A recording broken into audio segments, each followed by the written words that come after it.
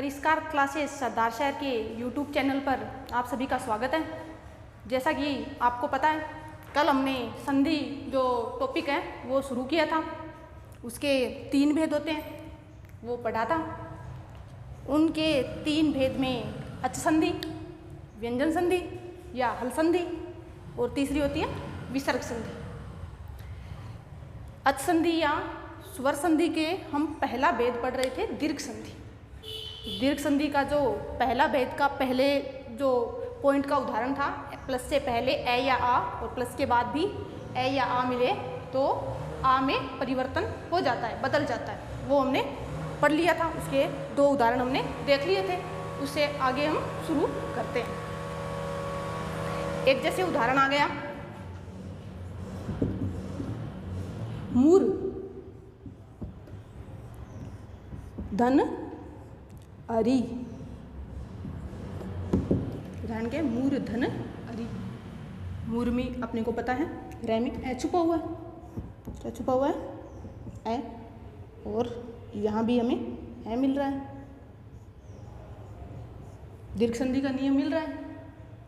ए plus से पहले ए या आ, जैसा कि हमने कल पढ़ा था, मिले और प्लस के बाद भी ए या आ मिले तो वहाँ दोनों मिलकर आ में बदल जाते हैं।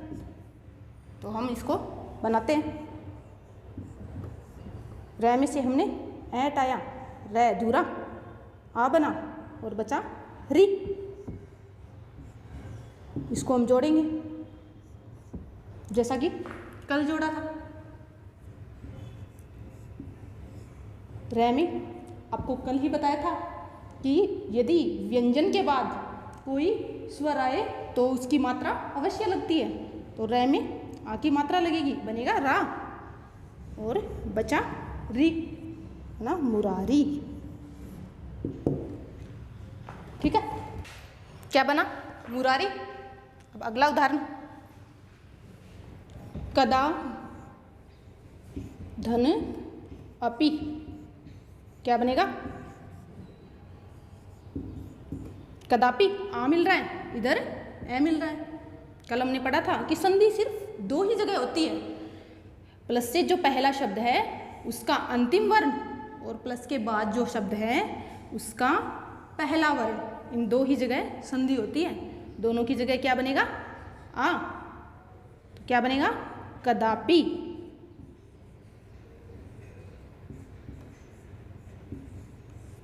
इसी तरह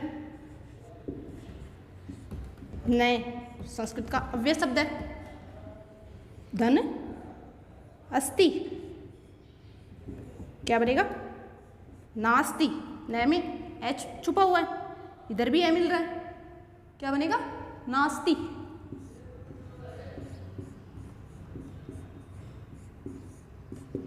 ऐसे ही पिछली बार रीट के एग्जाम में पूछा भी गया था, अद्यापि में संधि कौन सी है? तो इसका संधि विच्छेद होता है अद्य। अद्य का मतलब होता है आज, जो कि एक अव्यय शब्द है।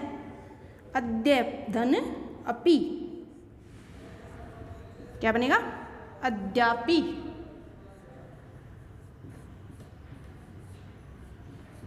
संधि आपको अगर विग्रह करना दे, विच्छेद करना दे, तो ध्यान रखिए संधि में हमेशा सार्थक शब्दों को ही अलग अलग किया जाता है।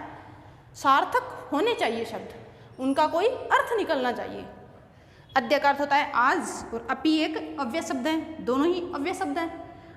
अपि का अर्थ होता है भी और अद्य का अर्थ होता है आज, इन दोनों को मिलाया तो बना अद्यापि। ये पिछली बार रीट में पूछा गया है। सदा प्लस अत्र। क्या बनेगा? सदात्र।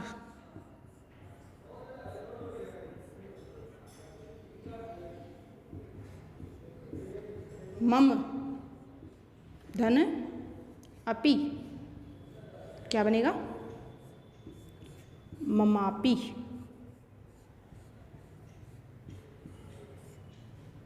मम शब्द है, इसका अर्थ होता है मेरा। अस्मत् शब्द रूप होता है, उसका षष्ठी विभक्ति एक वचन में मम है, वो रूप बनता है। ऐसे ही जैसे आया बाह्य, धन आवरण, क्या बनेगा? बाह्य आवरण।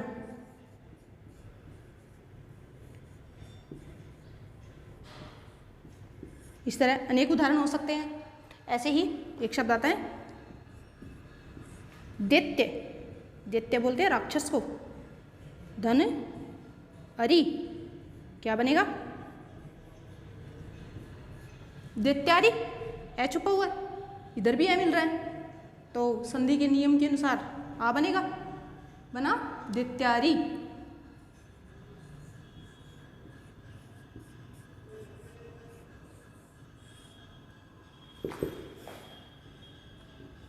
ऐसे ही जैसे तुल्य,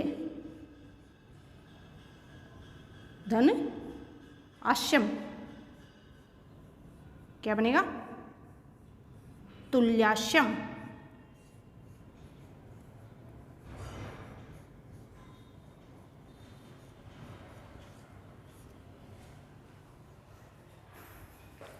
एक जैसे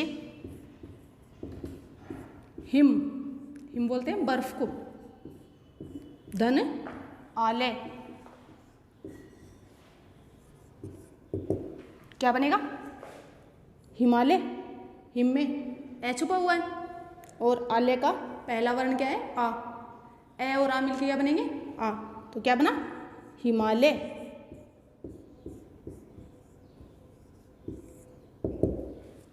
ये है हमारे आ में प्लस से पहले ए या आ मिले और प्लस के बाद भी ए या आ मिले तो आ बनता है, इसके उदाहरण। अब है दीर्घ संधि का दूसरा नियम।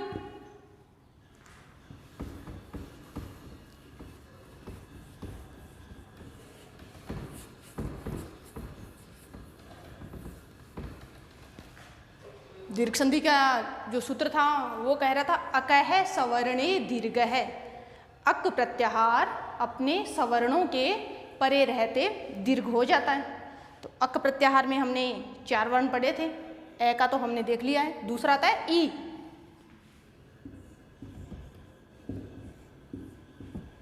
प्लस से पहले हस्वई या दीर्घ ई और प्लस के बाद भी हस्वई या दीर्घ ई हो तो दोनों मिलकर किस में बदल जाती है? दीर्घ ई में, क्योंकि संधि अपनी है दीर्घ।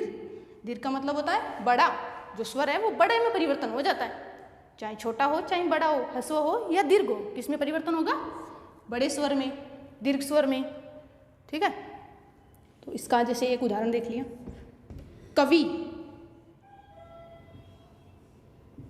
कवि में आपको पता है इस मात्रा कौन सी आती है? कवि में जो ई की मात्रा है वो हमेशा छोटी आती है। संधि में आपको पहले भी बताया गया है कि सार्थक शब्दों को ही अलग अलग किया जाता है। हमें पता होना चाहिए कि कहाँ छोटी मात्रा आती है और कौन से में बड़ी मात्रा आती है। वो हमें व्याकरण के अनुसार सारी ध्यान में रखकर चलना पड़ेगा। कवि में ई की मात्रा हमेशा छोटी आती है। कवि धन इंद्र। कवि में अभी कल ही बताया मैंने कि संधि में हमेशा जो पहला शब्द है उसका अंतिम जो वर्ण है, अंतिम जो स्वर है, यहाँ स्वर संधि है, इसमें स्वर देखेंगे हम, उसे चुना जाता है। और प्लस के बाद वाले पहला जो वर्ण है वहीं 2 जगह ही संधि होती है। देखिए कवि में अंतिम स्वर क्या आ रहा है? ई। कौन सी आ रही है? हस्वई। हस्वई आ रही है। इसको हम एक बार अलग कर लेते हैं। अलग करेंगे तो वह अधूरा ना, क्योंकि कल ही पढ़ा था व्यंजन से हम यदि स्वरों को निकालते हैं तो व्यंजन अधूरे और रह जाते हैं। ये निकाली हमने और हस्वई थी और प्लस के बाद कौन सी है? ये भी हस्वई है और बाकी क्या बचा? नंद्र। देखो प्लस से पहले भी हमें हस्व ई है वो मिल रही है और प्लस के बाद भी हस्वई मिल रही है। इन दोनों की जगह क्या होगा? दीर्घ ई, क्योंकि संधि का नियम कहता है। देखिए हस्वई या दीर्घ ई, और प्लस के बाद भी ह्रस्व या दीर्घ ई, तो इन दोनों की जगह क्या हो जाएगा? दीर्घ ई। करते हैं हम, कहें वह तो अधूरा ही, क्योंकि दोनों की जगह किया है हमने, आदेश किया है इसको। ई बचा नंद्र, अब इसको जोड़ेंगे। कहें अब वह में देखिए इस व्यंजन के बाद यदि स्वर आ रहा है तो उसकी मात्रा अवश्य लगती है। देखिए यहाँ दीर्घ ई आ रही है, इसकी मात्रा लगाएंगे। दीर्घ ई की मात्रा ऐसे लगती है, क्या बना हमारा? कविंद्र। ठीक है। इसी तरह मुनि, मुनि, मुनि में ई की मात्रा कौन सी आती है? छोटी आती है, ध्यान रखिए चीज़ें। मुनि धन ईश, ईश में ध्यान रखिए ई हमेशा बड़ा आता है। अब देखिए ई बड़े के मैं कुछ नियम बता देती हूँ। कई कई जगह ई बड़ा आता है और कई जगह ई छोटा आता है, तो वो थोड़े आप ध्यान में रख लीजिए बड़े वाले, कि बड़े ई कहाँ कहाँ आते हैं, बाकी छोटे आपके ध्यान में रह जाएंगे। ईश शब्द में ई बड़ा आता है, ईश्वर में भी ई बड़ा आता है, ईर्ष्या में भी ई बड़ा आता है, इच्छा में भी ई बड़ा आता है, और ये 4 शब्द हैं अधिकतर, इनमें इच्छा में, ईश में, ईर्ष्या में, और एक शब्द और आता है हमारा ईहा, ईहा, इसमें भी ई है वो बड़ा आता है। ये शब्द हैं जहाँ ई बड़े आते हैं, बाकी जगह अधिकतर देखें तो हम छोटे ही ई मिलते हैं। जैसे इच्छा शब्द है, इच्छा में ई छोटा आता है। ठीक है। ईश में ई कौन सा आएगा? ध्यान रखना है, अभी बताया मैंने, बड़ा आएगा। तो इसको हम बनाते हैं। इधर क्या मिल रही है हमें? हस्व ई। न में कौन सी है? हस्व ई, और इधर दीर्घ ई। इन दोनों की जगह क्या बनेगा? दीर्घ ई, क्योंकि हस्व हो या दीर्घ हो क्या बनेगा? दीर्घ ई। इसको न से हम ई हटाएंगे, क्योंकि इसकी जगह है हमने दीर्घ ई कर दी है, तो न अधूरा ई और बचा शय। अब इसको जोड़ेंगे, क्या बना? मुनीश, क्योंकि न में दीर्घ ई की जो मात्रा है वो लगेगी, तो क्या बनेगा? मुनीश। ठीक है। इसी तरह तीसरा,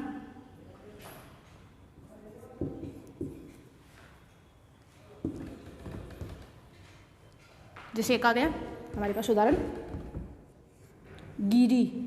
गिरी किसे बोलते हैं? पर्वत को। इसमें री की मात्रा छोटी आती है, बड़ी? छोटी आती है, ध्यान रखिए। अगर गिरी आप बड़ी लगा रहे हो तो वो गिरी आपका फल हो जाता है। जैसे हम तरबूज की जो फल होता है उसको हम गिरी बोलते हैं। तो गिरी जो पर्वत है उसमें अगर छोटी मात्रा लगेगी तब तो वह पर्वत नाम है उसका, अगर बड़ी मात्रा लगते ही उसका अर्थ परिवर्तन हो जाता है। गिरी धन ईश, क्या बनेगा? इधर हस्व ई है और इधर दीर्घ ई, तो दोनों मिलकर क्या बनेंगे? गिरीश, बड़ी की मात्रा, क्योंकि हमारा जो नियम है वो कहता है संधि का। ठीक है। आगे के उदाहरण,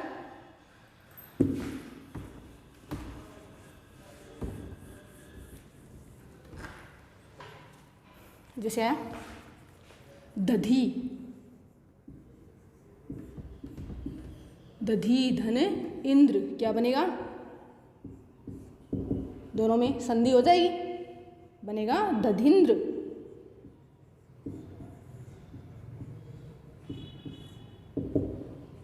ऐसे ही यदि, यदि में ई की मात्रा कौन सी आती है? यदि भी एक अव्यय शब्द है, जो कि संयोजक के लिए हम जोड़ते हैं वाक्य जोड़ने के लिए। यदि में ई की मात्रा छोटी आती है। यदि धन इच्छा, क्या बनेगा? यदि इच्छा, ई की दीर्घ हो जाएगी क्योंकि संधि हो रही है यहाँ। देखिए इधर भी मिल रहा है। आपको एक बात ध्यान रखनी है खास करके, दोनों तरफ सवर्ण ही होने चाहिए। जैसे ई है तो ह्रस्व ई या दीर्घ ई प्लस से पहले और प्लस के बाद भी ह्रस्व या दीर्घ ई ही मिलनी चाहिए। यदि, तो इसका बन जाएगा यदीच्छा। क्या बनेगा? यदीच्छा, ये बनेगा। इसी तरह संपत्ति, संपत्ति में ई की जो मात्रा है वो छोटी आती है बड़ी आती है? छोटी आती है, ध्यान रखिए। संपत्ति धन दौलत, जिसकी मात्रा कौन सी आएगी? छोटी आएगी।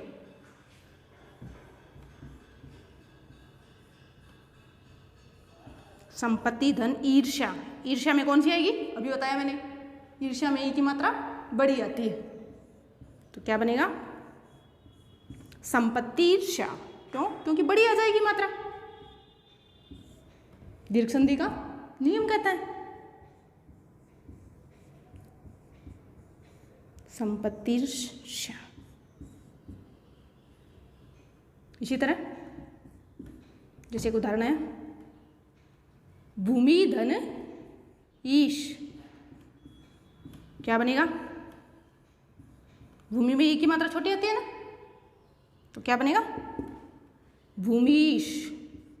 इधर ह्रस्व ई थी और इधर दीर्घी, तो दोनों मिलकर क्या बनेंगी? दीर्घी। क्या बनेगा? भूमीश। ये देखिए यहाँ संधि हो गई, ये बना हमारा भूमीश। इसी तरह एक शब्द और आता है मेदिनी। मेदिनी किसे बोलते हैं? पृथ्वी को। तो नी की मात्रा छोटी आएगी या बड़ी आएगी? उसमें छोटी, बड़ी आएगी। कौन सी आएगी? बड़ी आएगी। एक शब्द आया मेदिनी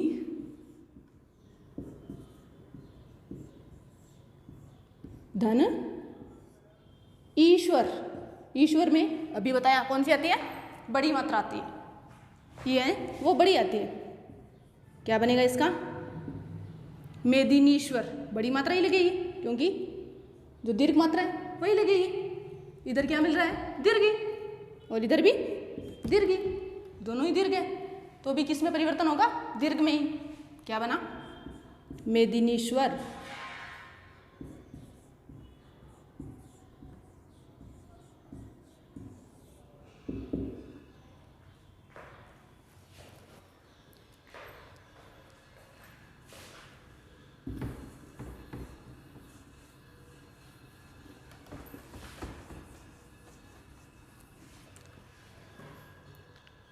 एक शब्द आता है परी। परी एक आपका उपसर्ग है।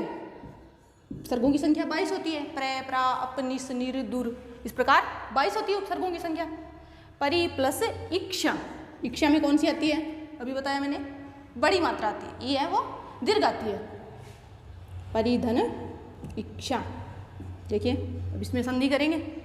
परी जो उपसर्ग होता है उसमें जो रै पे जो मात्रा होती है वो छोटी होती है, ह्रस्व ई की मात्रा होती है। तो बनेगा रै में से हमने ई हटाई, रै अधूरा, ई की जगह हमने ये ह्रस्व ई थी अलग कर दिया, और ये जो दीर्घ ई है दोनों मिलेगी, संधि होगी यहाँ। इन दोनों की जगह क्या होगा? दीर्घ ई, क्योंकि संधि का नियम कहता है दोनों की जगह क्या होगा?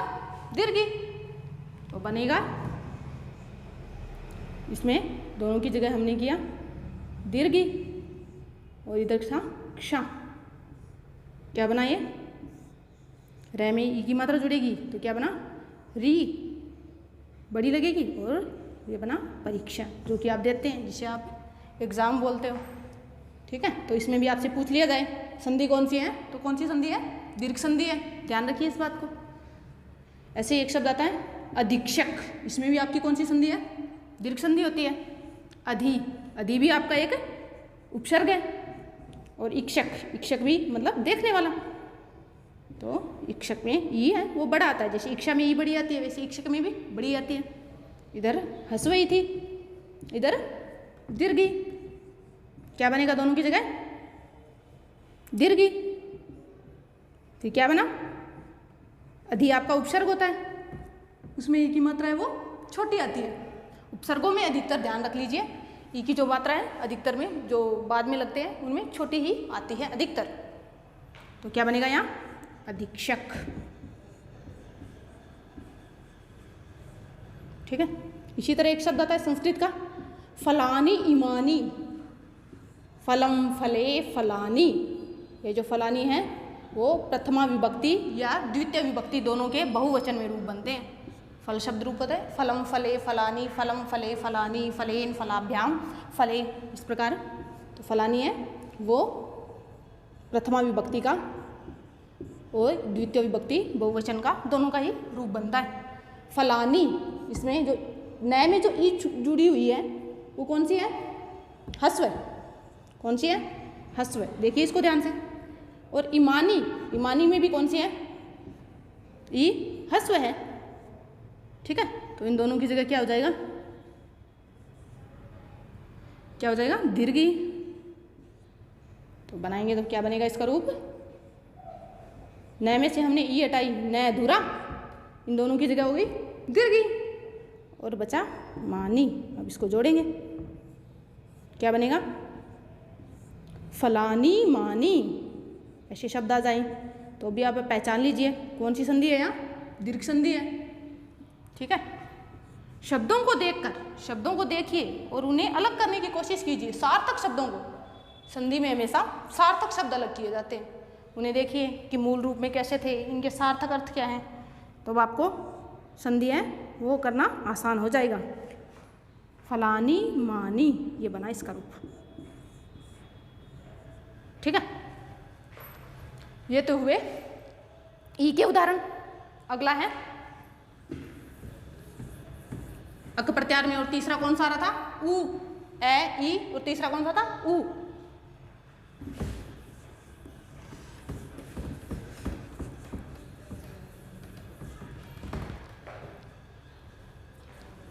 चौथा है प्लस से पहले क्या मिले? हस्व उ या दीर्घ उ, और प्लस के बाद भी हस्व या दीर्घ उ। दोनों की जगह क्या हो जाएगा? दीर्घ, दीर्घ होगा ना? क्या होगा? दीर्घ उ, ये होगा। ठीक है, तो इसके उदाहरण देख लेते हैं हम। जैसे एक शब्द आया हमारे पास लघु, लघु, लघु में ऊ की मात्रा छोटी आती है, बड़ी। देखिए ये छोटी बड़ी मात्रा वो तो नियम है, आपको ध्यान ही रखने पड़ेंगे। आप ज़्यादा से ज़्यादा बुक्स पढ़ेंगे तभी आपको पता चलेगा कहाँ छोटी मात्रा आती है और कहाँ बड़ी मात्रा आती है। लघु में ऊ की मात्रा हमेशा छोटी आती है, ध्यान रखिए। लघु का मतलब भी छोटा होता है और मात्रा भी छोटी आती है। लघु धन उत्तर, उत्तर आप लिखते हो प्रश्न उत्तर, तो ऊ कौन सा आता है? ऊ है वो हस्व आता है।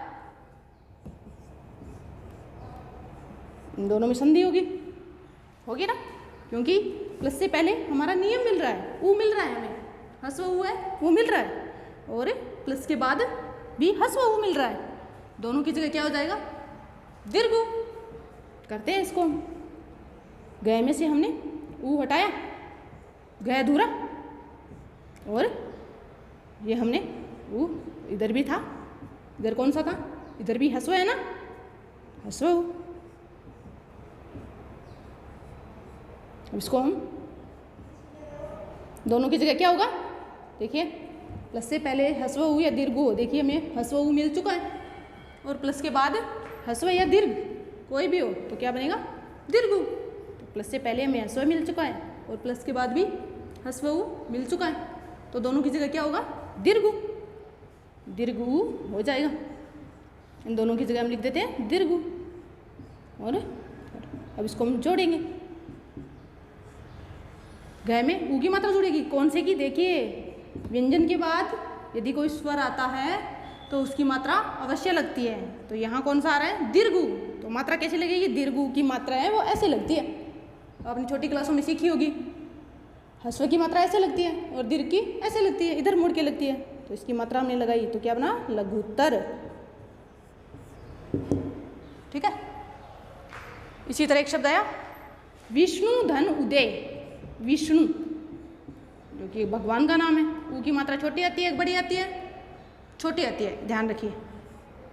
विष्णु धन उदय, उदय आप लिखते हो ऊ है वो हस्व आता है, दीर्घ नहीं आता है वहाँ। तो क्या बनेगा? क्या बनेगा इसका? विष्णु दे, ऊ है वो दीर्घ हो जाएगा क्योंकि संधि हो रही है। प्लस से पहले हमें जो है हस्व वो मिल रहा है, तो क्या बना विष्णु दे। इसी तरह भानु, भानु में ऊ की मात्रा छोटी आती है, एक बड़ी छोटी आती है।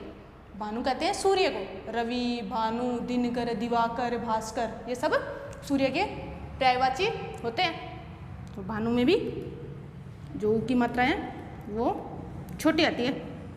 भानु धन उदय, क्या बनेगा भानुदय। भानु दीर्घ आ जाएगी ना मात्रा, क्योंकि संधि हो चुकी है। ठीक है। इसी तरह एक शब्द आता है वधु, वधु में ऊ की मात्रा छोटी आती है, एक बड़ी आती है।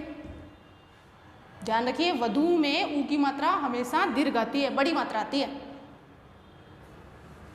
वधु धन उत्सव, उत्सव में ऊ है वो कौन सा आएगा हस्व आएगा। क्या बनेगा वधुत्सव, दीर्घ आ जाएगी, क्योंकि इधर क्या मिल रहा है हमें दीर्घ, और इधर हस्व। देखिए हसो हो या दीर्घ, हसो हो या दीर्घ, क्या बनेगा दीर्घ। तो यहां बनेगा हमारा वधुत्सव।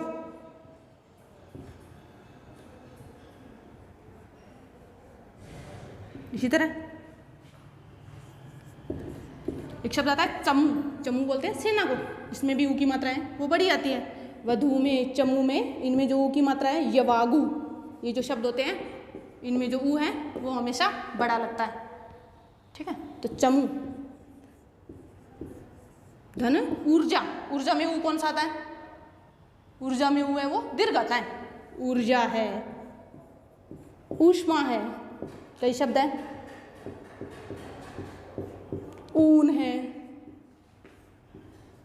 इन शब्दों में ऊ है वो अधिकतर दीर्घ आता है, बाकी जगह अधिकतर हमें छोटा देखने को मिलता है।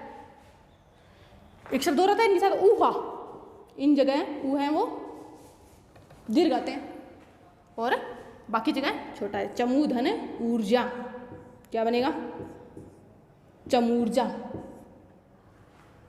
क्या बनेगा चमूर्जा। इधर क्या था दीर्घ, इधर भी दीर्घ, तो क्या बना चमूर्जा, दीर्घ हो गया ना।